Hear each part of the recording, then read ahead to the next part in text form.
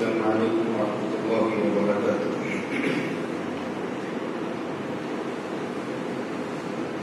بسم الله الرحمن الرحيم.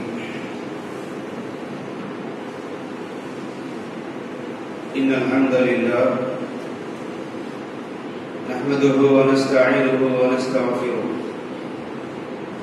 ونؤمن به ونتوكل عليه ونعوذ بالله من شرور أنفسنا ومن سيئات أعمالنا. من يهده الله فلا مضل له ومن يضلل فلا هادي له. وأشهد أن لا إله إلا الله وأشهد أن محمدا عبده ورسوله. أما بعد فأعوذ بالله من الشيطان الرجيم. بسم الله الرحمن الرحيم.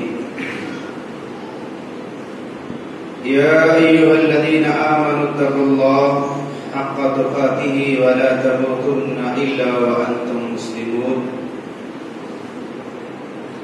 يا أيها الناس اتقوا ربكم الذي خلقكم من نفس واحدة وخلق منها زوجها وبث منهما رجالا كثيرا ونساء واتقوا الله الذي تساءلون به والأرحام إن الله كان عليكم رقيبا. قال أيضا يا أيها الذين آمنوا اتقوا الله وقولوا قولا سديدا يصلح لكم أعمالكم ويغفر لكم ذنوبكم ومن يطع الله ورسوله فقد فاز فوزا عظيما. وقال تعالى في موضع آخر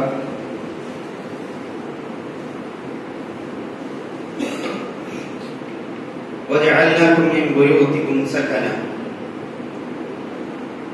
وكما قال الله تبارك وتعالى في القرآن المجيد والفرقان الحميد. قابل احترام بزرگوں اور عزیز نوجوانوں، پیارے بچوں اور پردہ نشین خواتین اسلام، سب سے پہلے اس اللہ رب العالمین کا بے انتہا فضل و کرم ہے کہ وہ اللہ رب العالمین میرا اور آپ کا، ساری دنیا کا خالق اور مالک، ساری دنیا کا رازق ہے، ساری دنیا کا پالنہار ہے. دنیا کی تمام چیزیں اسی کے قبضے قدرت میں ہیں. بعدہ لاکھوں درود و سلام و جناب آقا محمد رسول اللہ صلی اللہ علیہ وسلم پر کہ جنہوں نے لیل و نہار کی قدر و کاوشوں کے بعد، دنیا کی ہر طرح کی تکلیف کا سامنا کرنے کے بعد ہم تک اس دین اسلام کو اللہ رب العالمین کی امانت کو پہنچایا.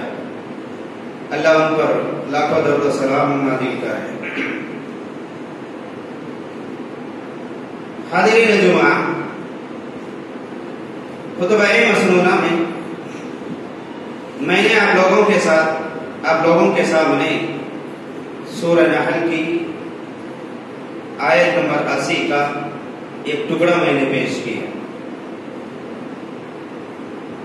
جس میں اللہ رب العالمین نے کہا کہ ہم نے تمہارے لیے تمہارے گھروں کو سکون کا ذریعہ بنایا. معزز سامعین، گھر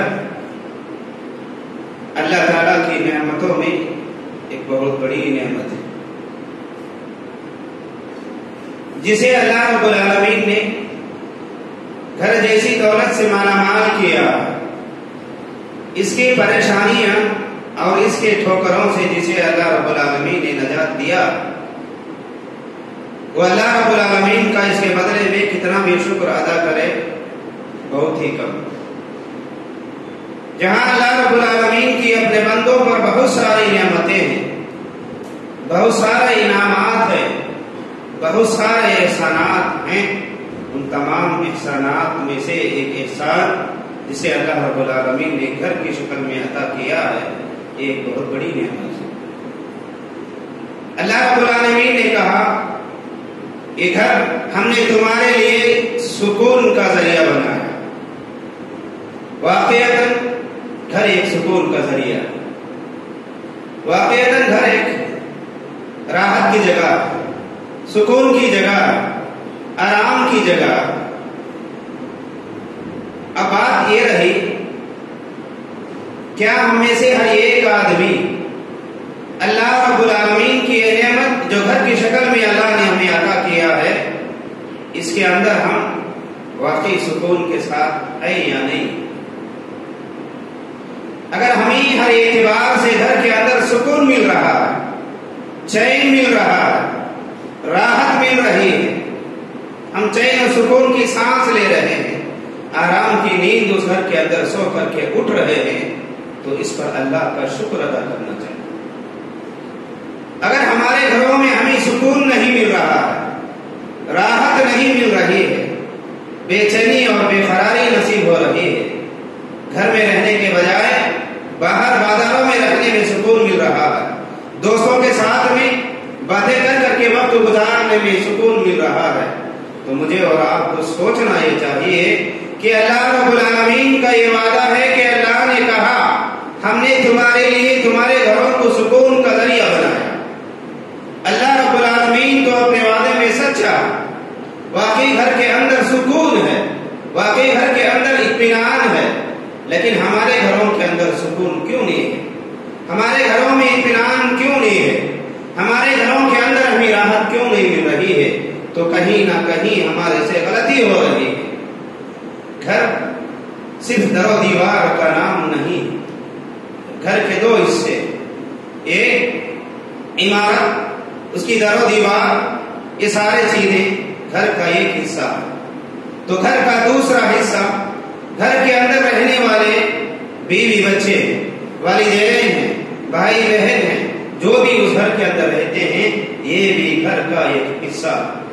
جب یہ دونوں چیزیں مضبوط رہیں گے، یہ دونوں چیزیں برابر رہیں گے، تو چبی چل کر کے انسان کو اس گھر کے اندر سکون ملتا. آج ہر گھر کا ہر فرد یہ شکایت کرتا ہے کہ ہمیں سکون نہیں مل رہا ہے، ہمیں سکون اور چین نصیب نہیں ہو رہا ہے، سب بے قرار ہیں، سب پریشان ہیں. اس کی وجہ کیا ہے؟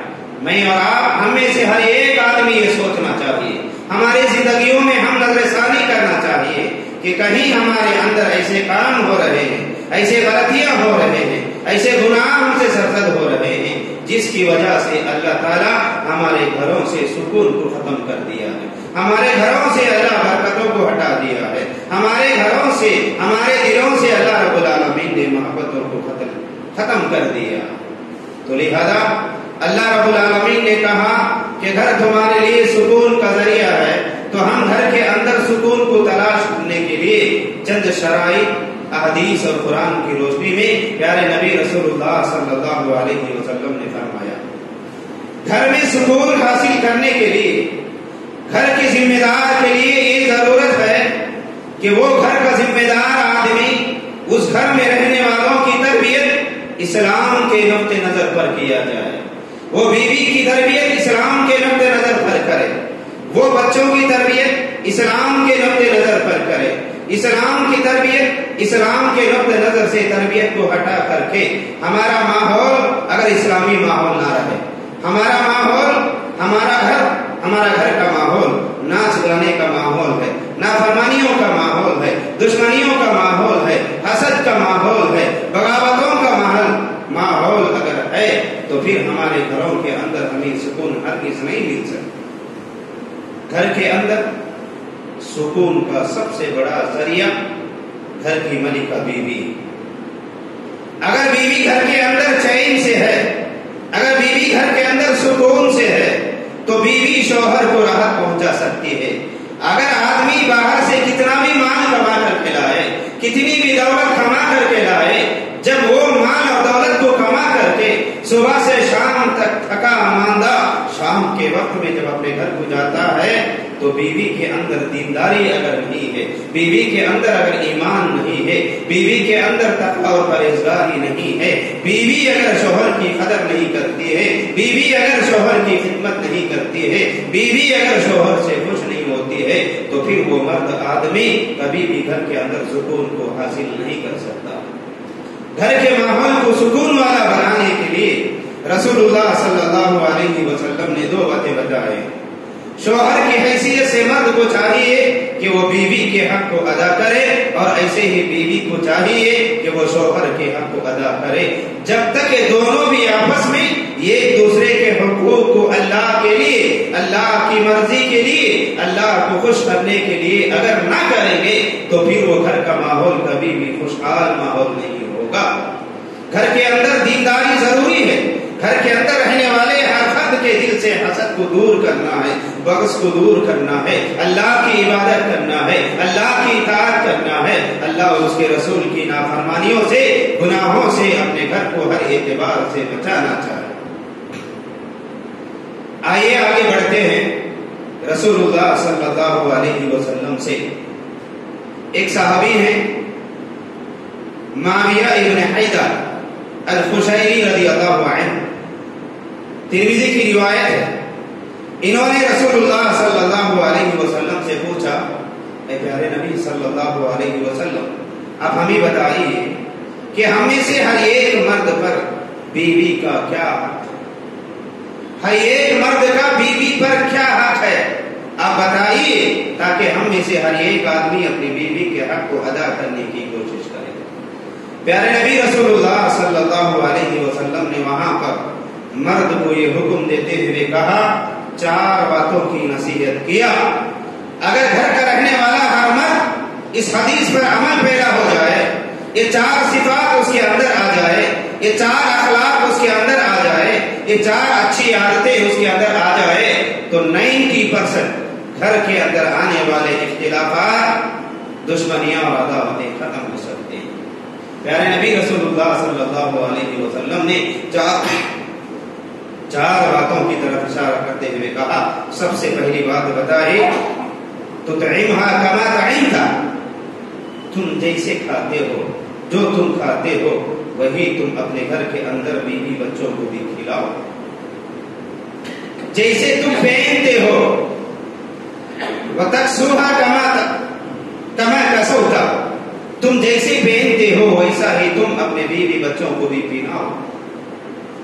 ولا تهجرها الا في البيت ولا تقبل ولا تضرب الوجه. 4 باتیں رسول اللہ صلی اللہ علیہ وسلم نے بتائے کہ مرد جو کھاتا ہے، جو پیتا ہے، جیسے کھانا پینا پسند کرتا ہے وہ ایسے ہی اپنے گھر کے اندر اپنے بیوی بچوں کو کھلانے پلانے کی کوشش کرے. جیسے ایک پہنتا ہے ویسے ہی وہ اپنے گھر کے اندر بیوی بچوں کو پہنانے کی کوشش کرے. کبھی اگر بیوی سے غلطی ہو جائے، مرد اگر غصے میں آ جائے، اگر بیوی کو مارنے کی ضرورت ہی پڑ جائے تو پھر اسے آپ اس کے چہرے پر ہرگز نہ ماریں.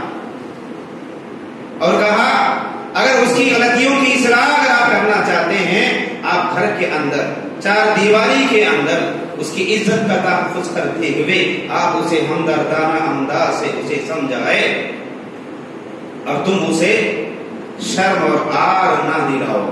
یہ 4 باتوں کا حکم رسول اللہ صلی اللہ علیہ وسلم نے دیا اور کہا ہر مرد پر عورت کے لیے یہ حق ہے کہ وہ عورت کے ساتھ میں یہ سلوک کرے. بیویاں بیچاریاں گھروں کے اندر جو اللہ رب العالمین نے اسے گھر میں نعمت دیا ہے، وہ نعمت کو پکا کر کے بچوں کو، رشتہ داروں کو، سب کو کھلا کر کے وہ اس انتظار میں بیٹھی ہوئی رہتی ہے کہ میرا شوہر آئے گا تو میں اسے کھلاؤں گی، اس کے ساتھ میں بیٹھ کر کے میں بھی 4 لقمے کھا لوں گی.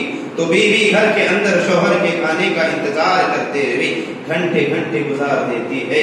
اب یہ مرد رات میں کبھی 8 ہو گئے، کبھی 9 ہو گئے، کبھی 10 ہو گئے، کبھی 12 بجے ہو جاتے ہیں تو یہ گھر کو دیر سے آتا ہے. اس کے بعد بیوی جب کھانے کے لیے اسے کھانا پیش کرتی ہے تو بیوی سے یہ کہتا ہے میں نے ہوٹل میں کھا کر کے آ لیا، تم جا کھا. یہ بیوی جو گھنٹے گھنٹے شوہر کے انتظار میں تھی، اب یہ شوہر دیر سے گھر آیا اور بیوی بچوں کے ساتھ میں مل کر کے کھانے کے لیے شریک نہ ہوا تو پھر یہ مرد کیسا ہے؟ ایکسپیکٹ کر سکتا ہے, یہ کیسا بھروسہ کر سکتا ہے کہ میری بیوی میری عزت کرے گی, میرا احترام کرے گی؟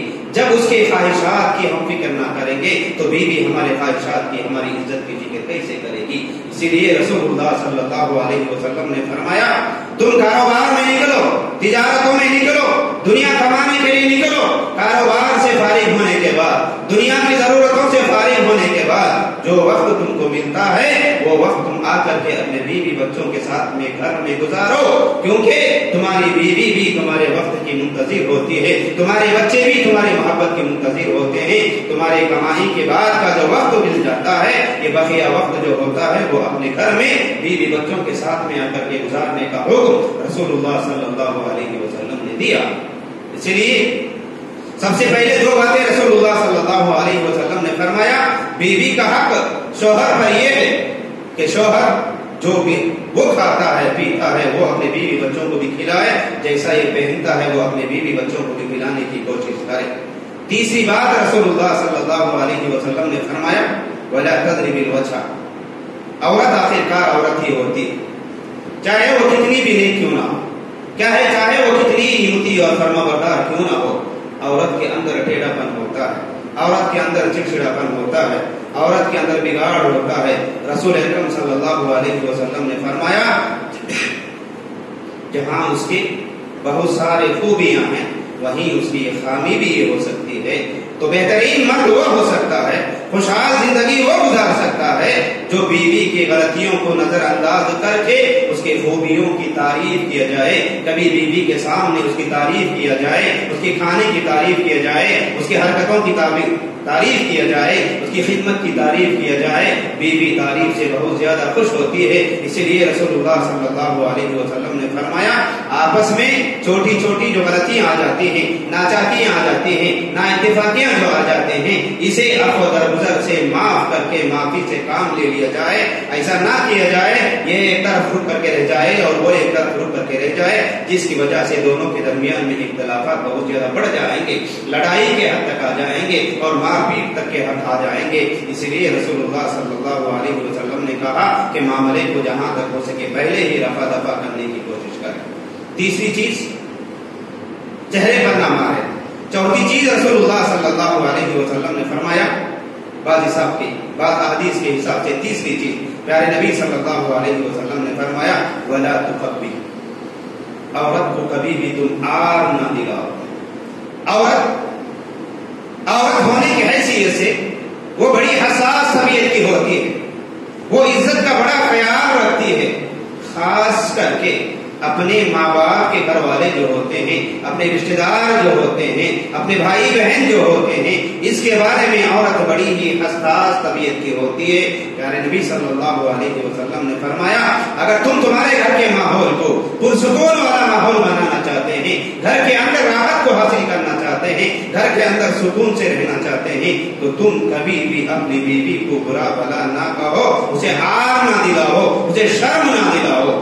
آر اور شرم کا مطلب یہ ہے کہ بیوی اگر کوئی بھی غلطی کر دیتی ہے تو مرد جو ہوتا ہے وہ فوراً اس کے خاندان کی طرف چلے جاتا ہے اور اس سے کہتا ہے کہ تیری ماں ایسی ہے, تیرا باپ ایسا ہے, تیرا بھائی ایسا ہے, تیری بہن ایسی ہے, تیرے خاندان والے ایسے ہیں, تیرا خاندان کا پورا خاندان ایسا ہے. خاندان کا نام لے کر کے, ماں باپ کی طرف اشارہ کر کے, بھائی بہنوں کی طرف اشارہ کر کے بیوی کو جب شرم اور آر دلاتے ہیں تو اس وقت میں مرد کی عزت, اس کا احترام, اس کی قدر عورت کی نگاہوں سے گر جاتی ہے.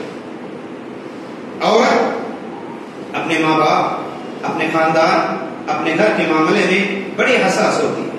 ہو سکتا ہے اس سے کوئی غلطی ہو جائے تو وہ غلطی کی طرف نشاندہی کرے, حسن اخلاق کے ساتھ میں وہ غلطی کو دور کرنے کی کوشش کرے. یہ رسول اللہ صلی اللہ علیہ وسلم نے فرمایا.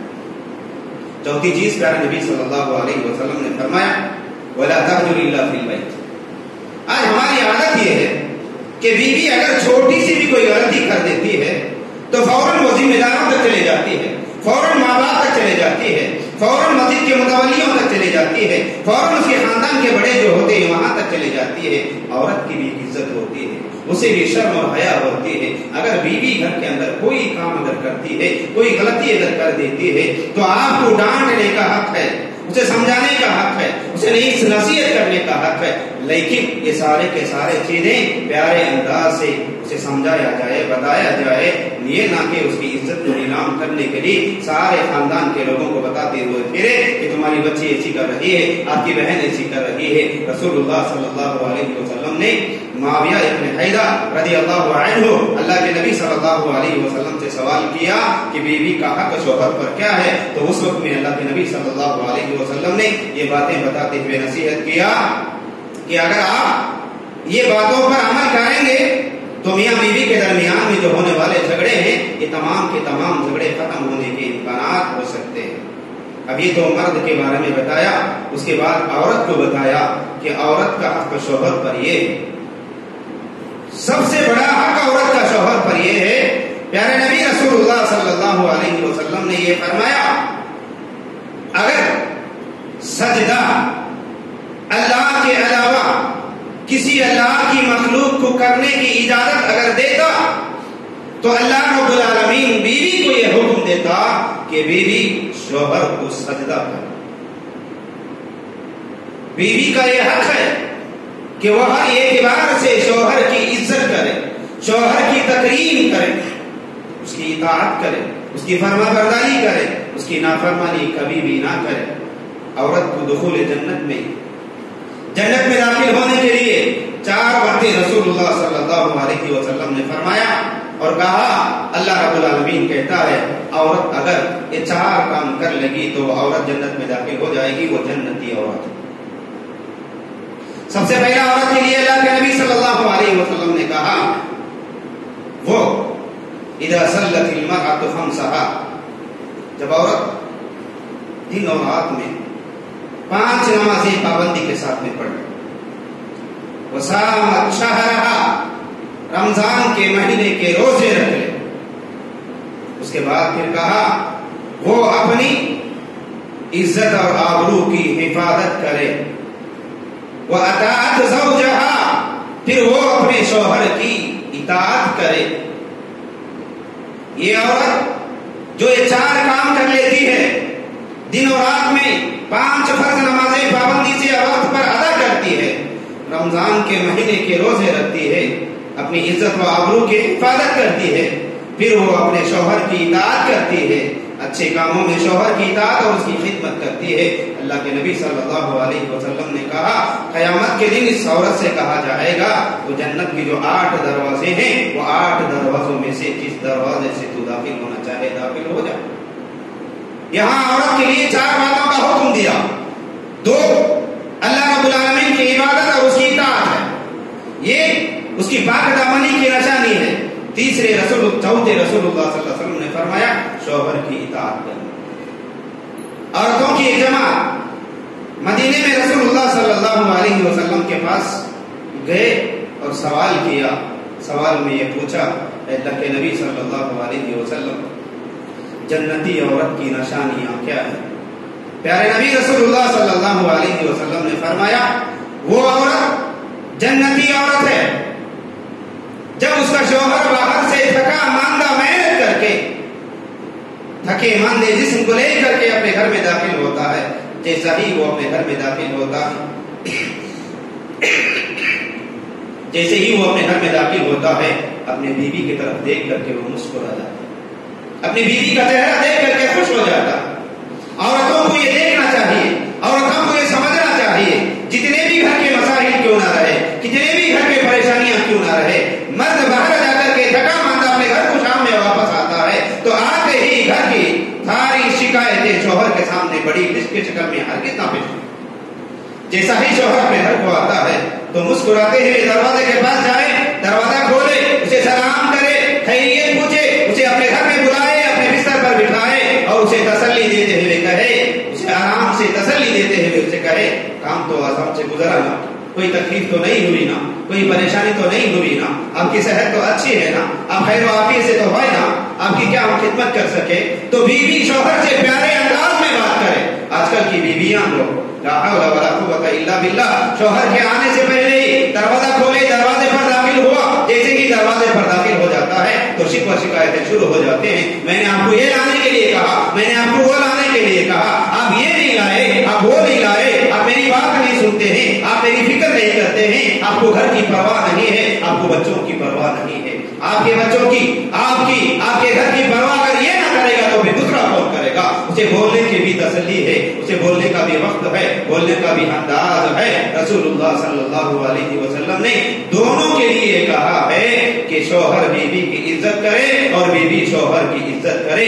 جب یہ دونوں بھی مل کر کے گھر کے ماحول کو سکون والا بنانا چاہے تو سکون کا ماحول بنا سکتے ہیں، لیکن ہم میں سے ہر ایک یہ چاہتا ہے، ہم بدلنا نہیں چاہتے ہیں، دوسروں کو بدلنے کی فکر کرتے ہیں۔ شوہر کبھی بیوی کی عزت اور اس کا احترام نہیں کرتا ہے، اس پر رحم اور کرم نہیں کرتا ہے، لیکن شوہر یہ چاہتا ہے کہ بیوی ہمیشہ میری غلام بن کر کے رہے۔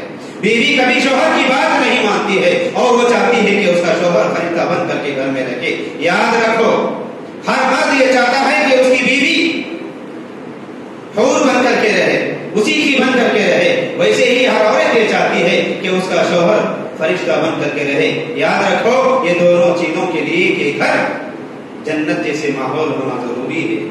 ہم میں سے ہر ایک آدمی، عورت بھی، بچے بھی، ماں باپ بھی، شوہر بھی، یہ تمام کے تمام مل کر کے گھر کے ماحول کو سکون والا ماحول بنائے۔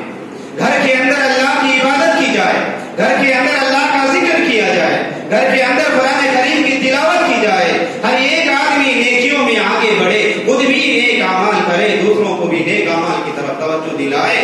رسول اکرم صلی اللہ علیہ وسلم نے فرمایا، اگر کوئی مرد گھر کے اندر تہجد کی پابندی کرتا ہے، کرنا بھی چاہیے، تہجد کی نماز کے لیے اٹھتا ہے، تو یہ اکیلا تہجد کی نماز کو نہ پڑھ لے، بلکہ وہ بیوی کو بھی اٹھائے، بیوی کو بھی جگائے اور بیوی سے بھی کہے کہ بیوی سے بھی چلو تم بھی 2-4 تہجد کی نماز پڑھ لو، 2-4 رکعت نماز پڑھ لو۔ اللہ رب العالمین اس کے ذریعے سے گھر کے ماحول میں تبدیلی لاتا ہے، اللہ دلوں میں محبت کو پیدا کرتا ہے، اللہ گھروں میں برکتوں کو نازل کرتا ہے، اللہ گھر کے مصیبتوں کو دور کرتا ہے، اللہ گھر کی پریشانیوں کو حل کرتا ہے۔ یاد رکھو کہ رسول اللہ صلی اللہ علیہ وسلم نے فرمایا، اپنے گھروں کو قبرستان نہ بناؤ۔ مردوں کو حکم دیا کہ فرض نمازیں مسجد میں ادا کیا جائے اور کبھی کبھی سنت نمازیں گھر میں جا کر کے ادا کیا جائے۔ اس کے ذریعے سے بیوی کی تربیت ہو، اس کے ذریعے سے بچوں کی تربیت ہو۔ ماں گھر میں نماز پڑھتی ہے تو بچے سوتے ہوئے ہوتے ہیں، مرد مسجد کو نماز کے لیے آ جاتے ہیں تو بیوی بچے گھر میں سوئے ہوئے رہتے ہیں۔ کبھی ایسا ہوتا ہے کہ بیوی گھر میں نماز پڑھتی ہے، شوہر گھر کے اندر سویا ہوا رہتا ہے۔ یاد رکھو کہ اگر ہمارے گھر میں، ہمارے گھر کے ماحول میں اللہ کی یاد نہ ہو، اللہ کا ذکر نہ ہو، نمازوں کی پابندی نہ ہو، تو پھر اللہ رب العالمین گھر کے ماحول کو سکون والا ماحول کیسے بنائے گا؟ میرے بھائیوں، اللہ رب العالمین اپنے وعدے میں سچا ہے، اللہ رب العالمین کا وعدہ اٹل ہے، اللہ رب العالمین کا وعدہ حق ہے۔ گھر ہر اعتبار سے سکون کا ذریعہ ہے، گھر کے اندر سکون ہے، گھر کے اندر اطمینان ہے، گھر کے اندر راحت اور چین مل سکتا ہے، تبھی چل کر کے ملے گا جبکہ ہم اپنے گھروں کو سکون والا ماحول بنائے، ہمارے گھر کے اندر دین کا ماحول لے کر کے آئے، بڑے بچوں پر شفقت کرے اور بچے آ کر کے بڑوں کی عزت کرے، گھر کے اندر بیوی بچے تمام کے تمام مل کر کے گھر کے ماحول کو پرسکون بنانے میں اللہ کا ذکر کرے، نمازوں کی پابندی کرے، قرآن کی تلاوت کرے، آپس میں ایک دوسرے کی جو غلطیاں ہوتے ہیں وہ غلطیوں کو معاف کرے، غلطیوں کو نظر انداز کرنے کی کوشش کرے، تبھی چل کر کے ہمارا ماحول سکون والا ماحول ہو سکتا ہے، ورنہ ہمارا ماحول سکون والا ماحول نہیں ہو سکتا ہے۔ ہمارے گھر کے اندر بے چینی ہے، ہمارے گھر کے اندر بے سکونی ہے، ہمارے گھروں کے اندر بے برکتی ہے، تو گھر کا ہر ایک فرد اس اعتبار سے سوچنا چاہیے،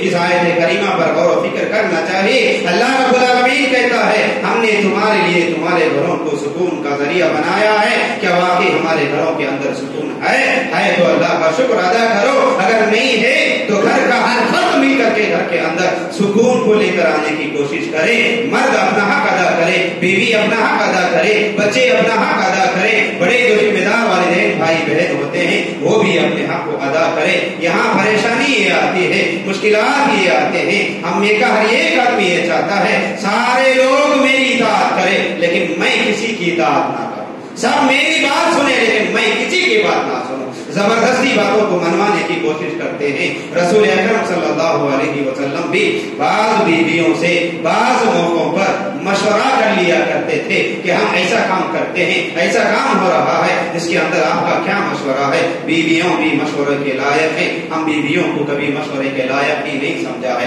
ہم نے بیوی کو کبھی گھر کی ملکہ سمجھا ہی نہیں ہے, ہم نے بیوی کو کبھی گھر کا سکون سمجھا ہی نہیں ہے. اسی لیے ہمارے اندر نا اتفاقیاں ناچاکیاں آتے ہیں اور ہمارے گھر کا ماحول پرسکون ماحول کے بجائے بے چینی, بے سکونی, بے دلی, حسد, بغض سب ہمارے گھروں کے اندر آتا ہے. خلاصہ کلام میرے بھائیو یہ ہے کہ واقعتاً اللہ رب العالمین کا فرمان سچ ہے کہ گھروں کے اندر سکون ہے. ہمارے گھروں کو ہم سکون والا بنائے, بیوی کی غلطیوں کو معاف کرے, بچوں پر رحم کرے, بڑوں کی عزت کرے, گھر کے ماحول کو دین کا ماحول بنائے, نمازیں گھر کے اندر پابندی کے ساتھ میں پڑھے, ایک وقت گھر کے اندر فکس کر دیا جائے, یہ وقت کے اندر گھر کے تمام لوگ بیٹھ کر کے اللہ کا ذکر کریں گے, قرآن کریم کی تلاوت کریں گے. نماز کے اوقات میں کتنا بھی گھر کا کام کیوں نہ رہے, گھر کے اندر رہنے والے خواتین وہ وقت میں برابر نماز کی پابندی کریں گے. جب دین کا ماحول ہمارے گھر میں آ جائے گا تو واقعتاً ہمارا گھر بھی سکون والا بن جائے گا. ہمارے گھر کے اندر ہمیں سکون نہ ملنے کی وجہ, سبب, ریزن سب یہ ہے کہ ہمارے گھروں سے دینداری ختم ہو گئی ہے. اس لیے میں آپ تمام سے درخواست کرتا ہوں کہ ہر ایک آدمی گھر کا ذمہ دار ہونے کی حیثیت سے گھر کے اندر اپنے ذمہ داری کو ادا کرنے کی کوشش کرے, اپنے حق کو ادا کرنے کی کوشش کرے, بچوں پر رحم کرے, بڑوں کی عزت کرے, بیویوں کے ساتھ میں ہمدردانہ سلوک کرے, اور گھر کے اندر رہنے والے خواتین گھر کے ماحول کو دین کا ماحول بنائے, گھروں کے اندر نمازوں کی پابندی کرے. اللہ رب العالمین سے دعا ہے اللہ تعالیٰ مجھے اور آپ کو سنی ہوئی باتوں پر عمل کرنے کی توفیق عطا فرمائے. آمین. اقول قولی هذا استغفر الله لي ولكم ولسائر المسلمين اجمعين. بارك الله لنا ونفعنا واياكم بذكر الايات الحكيم انه تعالى جبار كريم ملك بر رؤوف ورب حليم. ان الحمد لله نحمده ونستعينه ونستغفره ونؤمن به ونتوكل عليه ونعوذ بالله من شرور انفسنا ومن سيئات اعمالنا. من يهده الله فلا مضل له ومن يضلل فلا هادي له واشهد ان لا اله الا الله واشهد ان محمدا عبده ورسوله. اما بعد فاعوذ بالله من الشيطان الرجيم. بسم الله الرحمن الرحيم. ان الله وملائكته يصلون على النبي يا ايها الذين امنوا صلوا عليه وسلموا تسليما. اللهم صل على محمد وعلى ال محمد كما صليت على ابراهيم وعلى ال ابراهيم انك حميد مجيد. اللهم بارك على محمد وعلى ال محمد كما باركت على ابراهيم وعلى ال ابراهيم انك حميد مجيد. فاعوذ بالله من الشيطان الرجيم. بسم الله الرحمن الرحيم. ربنا آتنا في الدنيا حسنة وفي الآخرة حسنة وقنا عذاب النار. ربنا لا تجعل في قلوبنا غلا للذين آمنوا ربنا واغفر لنا ذنوبنا وقنا عذاب النار. ربنا تقبل منا إنك أنت السميع العليم وتب علينا إنك أنت التواب الرحيم. اللهم إني أعوذ بك من الجبن والبخل. اللهم إني أعوذ بك من الهم والغم. اللهم إني أعوذ بك من جهد البلاء ودرك الشقاء وسوء القضاء وشماتة الأعداء. اللهم إنك عفو تحب العفو فاعف عني يا كريم. اللهم إني أسألك الهدى والتقى والعفاف والغنى. ربنا آتنا في الدنيا حسنة وفي الآخرة حسنة وقنا عذاب النار. ربنا ولا تجعل في قلوبنا غلا للذين آمنوا ربنا تقبل منا إنك أنت السميع العليم وتب علينا إنك أنت التواب الرحيم. سبحان ربك رب العزة عما يصفون وسلام على المرسلين والحمد لله رب العالمين.